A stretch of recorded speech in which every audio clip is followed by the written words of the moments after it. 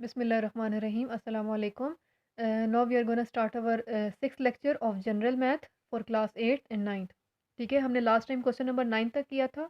हम compound proportions कर रहे थे। ठीक है, कंपाउंड प्रोपोर्शंस जिनमें एक क्वांटिटी दो डिफरेंट क्वांटिटीज़ पर डिपेंड कर रही होती है।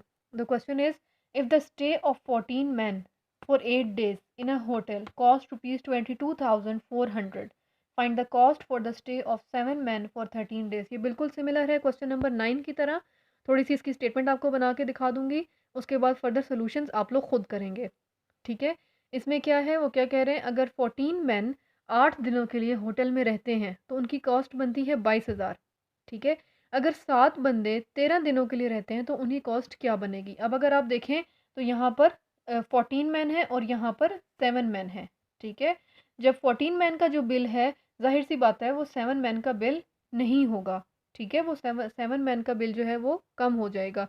Now we will see the proportion कैसे चलेगी हमारे पास। सोल्यूशन हम देखते हैं बोर्ड पे। हमारे पास क्या है, men, days and cost. 14 men 8 दिनों के लिए रह रहे हैं तो उनका बिल बन रहा है 24,400।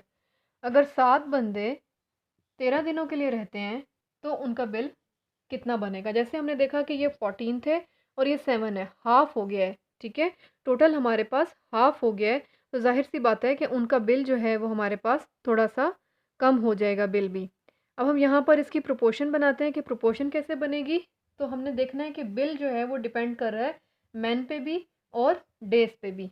तो बिल जो है वो हमें फाइंड करना है, तो ये प्रोपोर्शन के इस तरफ आएगा। इट मीन्स कि आगे हमारा बिल चेंज होएगा। ठीक है, ये भी हम इस तरह लिख सकते हैं, इस तरह भी एरो लगा सकते हैं और दोनों एरो ऊपर को भी लगा सकते हैं। और यहाँ पर जो प्रोपोर्शंस रेशोज़ आएंगे वो एक साथ आएंगे, 14:7 और 8:13, क्योंकि ये इनके प्रोपोर्शन है, मैन के भी और डेज के भी। ठीक है, और डायरेक्टली प्रोपोर्शन है। इसको भी हम इसी तरह करेंगे। प्रोडक्ट ऑफ एक्सट्रीम से product of extreme equal to product of mean. तो एक्सट्रीम हमारे पास कौन से हैं, एक्स है और 14 और 8 है। तो 14, 8 और एक्स। और मीन कौन से हैं, दरमियान वाले। ये मीन हमारे पास है 7, 13 एंड 22,400। अब हम क्या करेंगे, हमें वेरिएबल फाइंड करना है। वेरिएबल एक तरफ आ जाएगा और बाकी सारे दूसरी तरफ आ जाएंगे। इसको आप फर्दर कैलकुलेशन करेंगे और आप अपना बिल फाइंड कर लेंगे। बिल जो है कम आएगा। ठीक है, क्योंकि आदमी कम हो गए हैं तो ऑफ कोर्स उनका बिल भी कम हो जाएगा। ठीक है, दिनों का डिफरेंस ज़्यादा नहीं है, हाफ का नहीं है।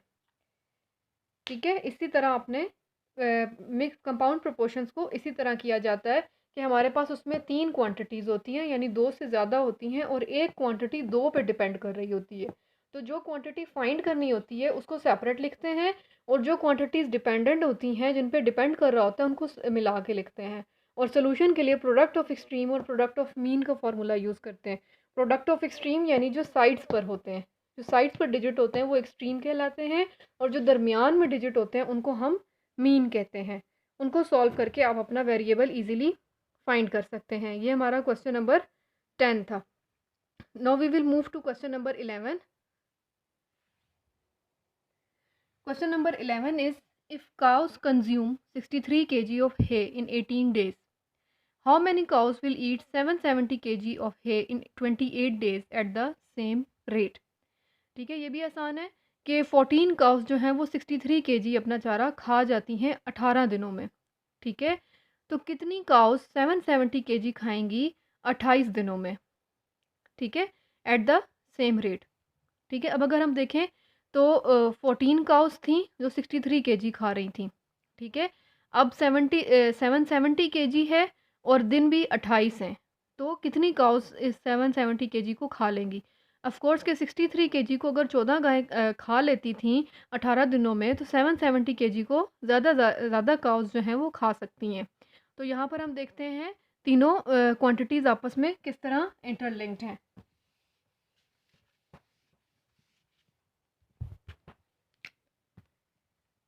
ठीक है, वी हैव क्वेश्चन नंबर 11 क्या है, है केजी यानी उनका चारा है, डेज हैं और काउज हैं। 14 काउज 18 दिनों में 63 केजी खाती हैं। ठीक है, कितनी काउज 28 दिनों में 770 केजी खाएंगी। ठीक है, ये छोटे से बड़ा इंक्रीज़ हो रहा है, ये यहाँ पर डिक्रीज़ हो रहा है, इस तरह डिक्रीज़ हो रहा है, और ये हमारे पास इंक्रीज़ होगा। ठीक है, हमने खाना बढ़ाया है तो जाहिर सी बात है काउज भी बढ़ाई जाएंगी।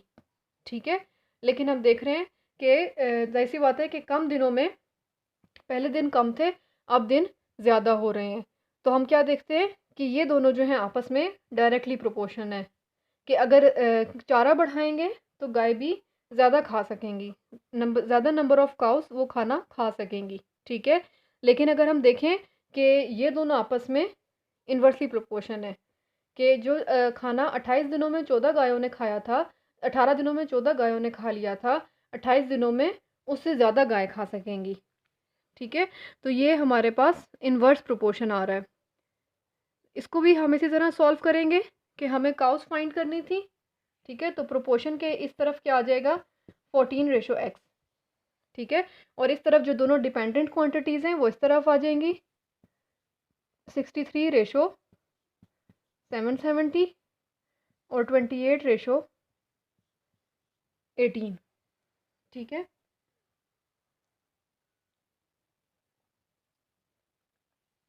अब इसके पास इसी तरह प्रोडक्ट ऑफ एक्सट्रीम और प्रोडक्ट ऑफ मीन के थ्रू हम करेंगे। Product of extreme is equal to product of mean. क्या है हमारे पास प्रोडक्ट ऑफ एक्सट्रीम 63, 28 और x। 63, 28 एंड x, और मीन क्या है 14, 770 एंड 18। हमारा वेरिएबल यहाँ पर है, वेरिएबल यहीं पर रह जाएगा, बाकी दोनों डिजिट्स को हम इधर नीचे डिवीजन में ले आएंगे 63 एंड 28। ठीक है, अब अगर आप इसको सॉल्व कर लें मज़ीद तो आपके पास रिक्वायर्ड आंसर आ जाएगा 14 1s और 14 2s। ठीक है, ठीक है, फिर अब अगर आप मज़ीद इसको सॉल्व करने की कोशिश करें तो आप किससे इसकी कटिंग कर सकते हैं, इसकी और इसकी 3 से कर सकते हैं। 3 6 18, 3 2s और 3 1s। ठीक है, फिर मज़ीद कटिंग होती है 3 2s 6 और 3 7s 21। फिर ये 2 2 मज़ीद कट जाएंगे, हमारे पास रह गया 770 और 7, ये कट जाएंगे 1 1 0। We will left with 110 cows. साथ ये काउस लिखना बहुत ज़रूरी है। तो हमने क्या देखा कि जब चारा हमारे पास 770 केजीज था तो काउस हमारे पास 110 थी। ठीक है, जब 18 दिन थे तो 14 गाय उस खाने को खा पा रही थी, जब 28 दिन हुए तो 110 गायें उस चारे को खा सकती थी। ठीक है, now we will move to last question of our exercise.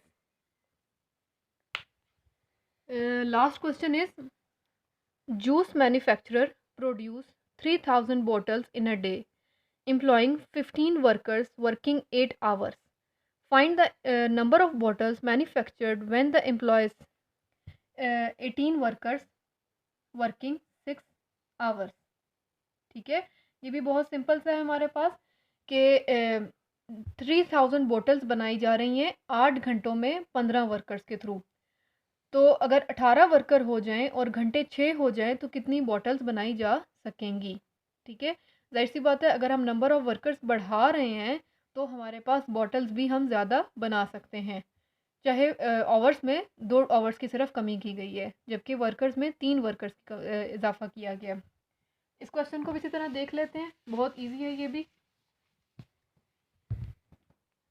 हमारे पास क्या है workers, hours and bottles. Worker हैं 15, 8 घंटों में 3000 बॉटल्स बना रहे हैं। अगर वर्कर 18 हो जाएं तो 6 घंटों में वो कितनी बॉटल्स बना सकेंगे। ठीक है, ये देखें यहाँ से ये इंक्रीज़ हो रहा है तो ये भी इंक्रीज़ होगा, डायरेक्ट प्रोपोर्शन है। ठीक है, अब हम देखते हैं जिस तरह आपने पहले डायरेक्ट प्रोपोर्शन कंपाउंड प्रोपोर्शन में डायरेक्ट प्रोपोर्शन सॉल्व की थी, ये भी बिल्कुल उसी तरह करेंगे हम। ये डिपेंड कर रही है तो ये यहाँ पर अकेले रखेंगे इसको 3000 और x को, और ये दोनों जो हैं एक साथ हो जाएंगे, इनको अलग से आप लिख लेंगे 15:18 एंड 8:6, ये भी इसी तरह है। तो अगेन हम करेंगे product of extreme is equal to product of mean. ये हमारे एक्सट्रीम है 15, 8 एंड x, और ये हमारा मीन है दरमियान वाला हिस्सा 18, 6, 3000। सिमिलरली x यहाँ रह जाएगा और 15 और 8 डिवीजन में आ जाएंगे। आप इसको फर्दर सॉल्व करेंगे, आपके पास नंबर ऑफ बॉटल्स आ जाएंगी। ठीक है, जो कि इससे जो आपका रिक्वायर्ड आंसर होगा। ठीक है, ये आपकी यहाँ पर एक्सरसाइज 1.5 कंप्लीट हो जाती है। अब इसके बाद रिव्यू एक्सरसाइज है। ठीक है, रिव्यू एक्सरसाइज सारी रिवीजन बेस्ड होती है। जो आपने 5 एक्सरसाइजेस की हैं, वो उसी से रिलेटेड होगी सारी। ठीक है, आपका वो होम टास्क है, वो सारी रिव्यू एक्सरसाइज आपने ट्राई करनी है। अगर उसमें कोई सवाल, कोई स्टेटमेंट वाला क्वेश्चन डिफ़िकल्ट हो या डिफरेंट हो तो वो आप उसको मार्क कर दें। वो फिर जब हम स्कूल ओपन होंगे तो हम उसको क्लास में डिस्कस कर लेंगे। ठीक है, रिव्यू एक्सरसाइज आपका होम टास्क है, उसको आपने खुद अटैम्प्ट करने हैं। सारे क्वेश्चन को रफ पे अटैम्प्ट कर लें। अगर आंसर्स आपके सही आ जाते हैं तो आप उसको नीट पे अटैम्प्ट करें। ठीक है, hope you get the exercise. In the next lecture we will start the chapter 2। अल्लाह हाफिज़।